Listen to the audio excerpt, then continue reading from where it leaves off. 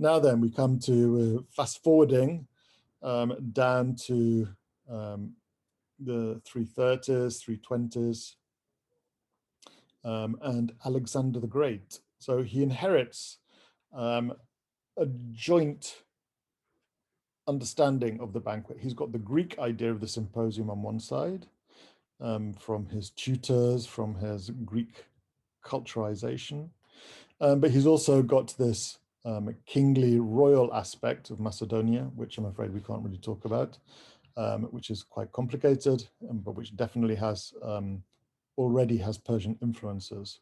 And he's combining that with the Persian idea, because as Pierre Briand notes, Alexander is, if you like, the last Persian emperor. So he's combining these two traditions, and it causes all kinds of trouble. I was trying to find a nice image for you of Alexander's banquet, and here is a lovely image. In fact, it's from a early modern Persian manuscript, Alexander's Banquet, currently in the Metropolitan Museum of Art in New York. So here is Plutarch on Alexander.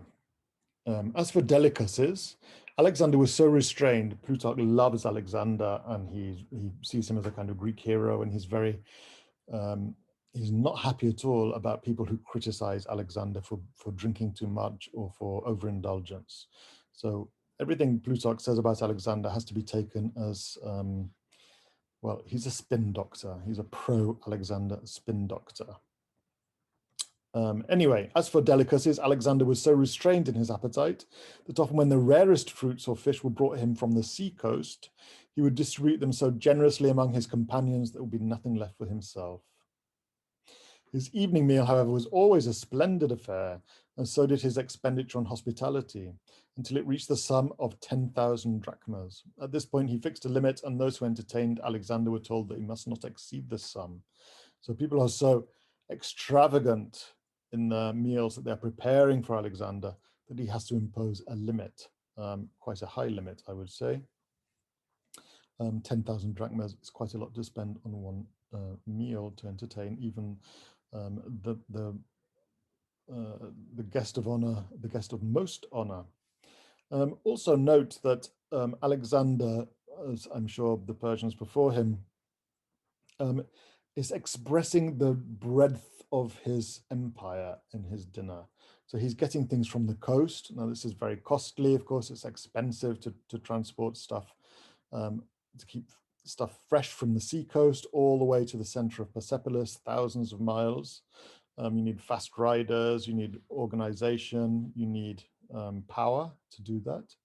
He's also demonstrating the reach of his empire. These are things which no one else could do because he can command the seacoast as well as the areas just immediately around Persepolis. And then he tries to introduce Persian forms of obeisance, proskinesis. This is a huge controversy in the history of Alexander. And of course, it happens at a banquet. A lot of the great controversies about Alexander happen at banquets. Caries of Mytilene says that once at a banquet, Alexander handed the cup to one of his friends. When he, on receiving it, rose up so as to face the household shrine, and when he had drunk, first made obeisance to Alexander. This is very un-Greek, of course, to bow down in front of one of the guests at the banquet, and then kissed him, and then resumed his place upon the couch. So he's done that bit of going down, if you like, kneeling on the ground, as we saw in the accounts of the Persian banquet under Xerxes and Darius, where the guests are never on the same level as the king. Here, they start out on the same level as a Greek symposium, and then they bow down, and then they resume their position on the couch. But Callisthenes, a Greek, a relative of Aristotle, a philosopher, the official historian of the whole campaign, Callisthenes took the cup, but conversing with Hephaestion, and after he had drunk, went towards the king to kiss him. But Demetrius cried, "O king, do not accept his kiss, for he alone has not done the obeisance." So Callisthenes tries to get away with it. He tries to avoid doing this very un-Greek thing of bowing down within a symposium, within a drinking party.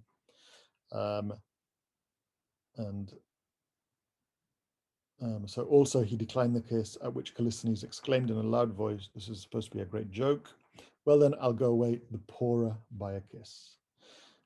So this is one of Callisthenes' witticisms. You're supposed to make jokes at the symposium, but people say that Callisthenes was actually murdered after this.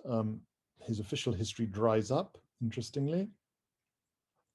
Others say that he was imprisoned in terrible conditions and was, as far as I remember, he was eaten away by lice or something. He got some horrible disease in his imprisonment. Anyway, this did not end well for Callisthenes.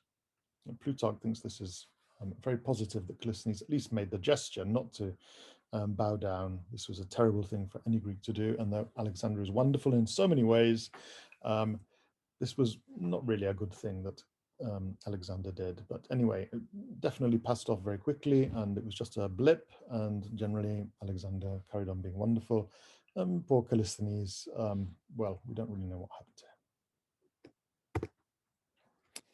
Now then, another aspect of the banquets of Alexander, and this will be very interesting for Cleopatra, I think, when we look at her in a short while. So this is another historian.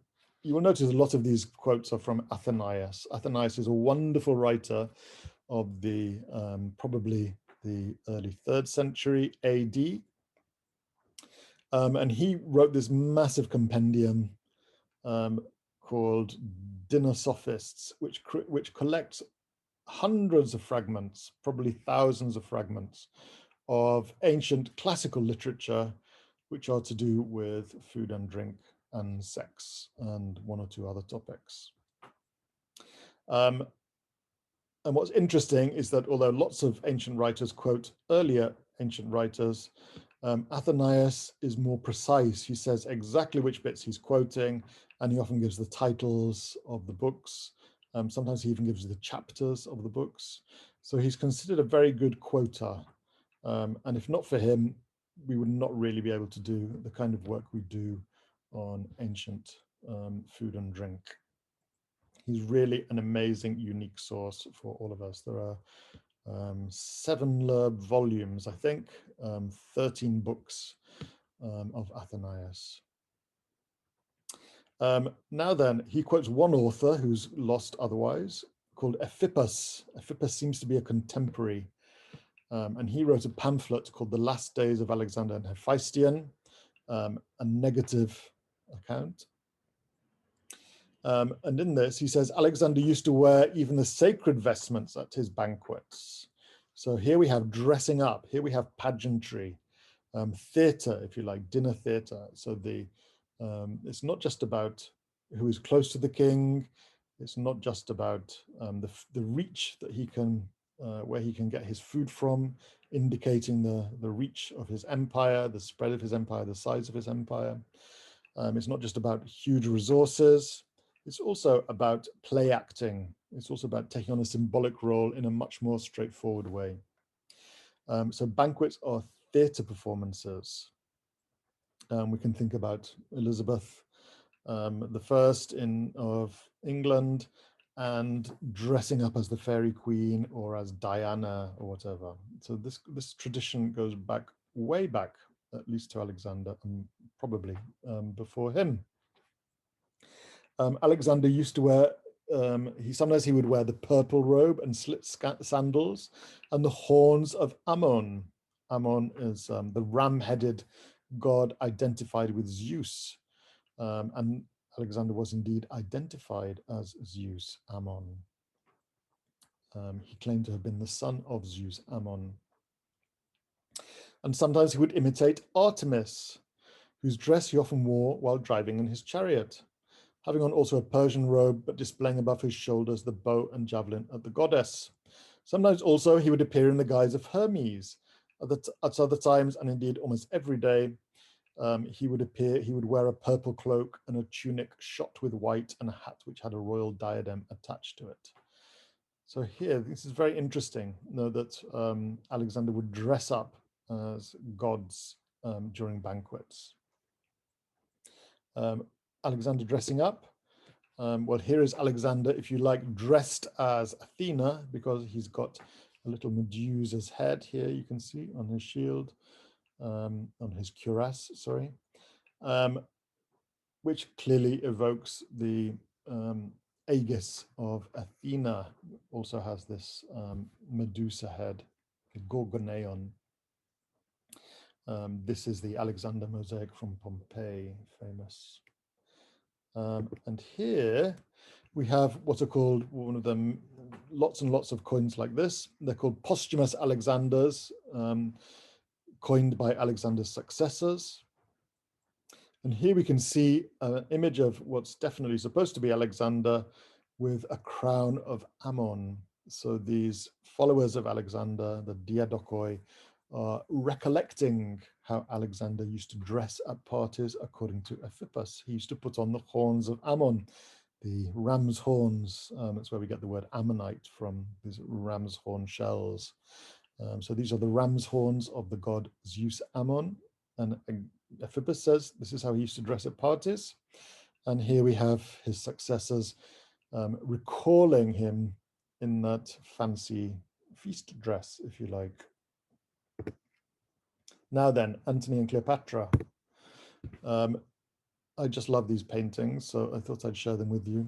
This is Antony and Cleopatra from the Palazzo Labia in Venice. I think it's still closed to visitors. It's very hard to, you have to make special arrangements if you want to see it. I've never actually managed to get there. This fresco was in fact painted for a marriage between Venetian aristocrats in the 18th century. And it shows Antony and Cleopatra dining together. And you can see that this particular image shows her with the pearl about to be dissolved in vinegar, showing her extreme extravagance. In the 19th century, lots of classicists wondered if it was true that a pearl would eventually dissolve in vinegar and you could drink pearls. And they did lots of experiments and they discovered that it wasn't actually possible. The only way you could do it is if you heated the vinegar to a high degree and left it there for a very, very, very long time, in which case you might dissolve it a little bit. So this is a myth, pearls and vinegar. But anyway, this idea of the Banquet of Alexander and Cleopatra is very famous and has been used in art for centuries. There's another one later by the same artist. I'm a big fan of Tiepolo. So this is what happened. We often think, for various reasons, that this is a great love affair of Antony and Cleopatra. But this is the true story. So they had never met. Antony has been put in charge of the whole of the east of the Roman Empire. And he's getting worried about Cleopatra causing trouble. So he orders her to come to him in Tarsus in Cilicia. This is just opposite Cyprus in the southern Turkish coast.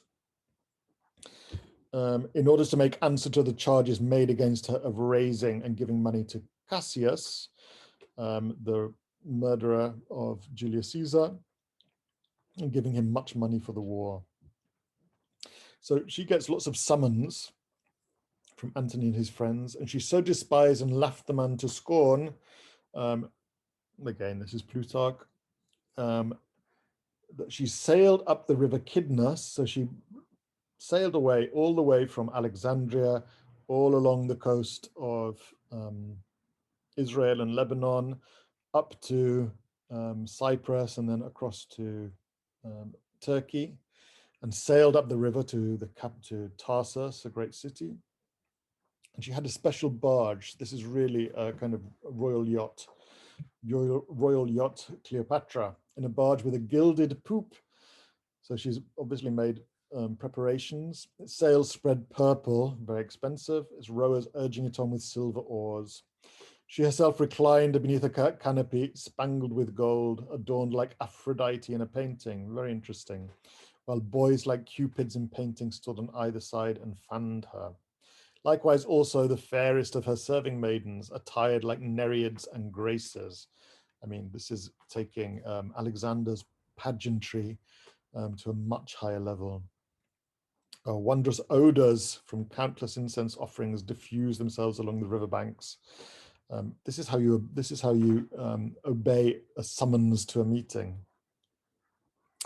The throng in the marketplace gradually streamed away until at last Antony himself, seated on his tribunal, was left alone, and a rumor spread on every hand that Aphrodite was come to revel with Dionysus for the good of Asia.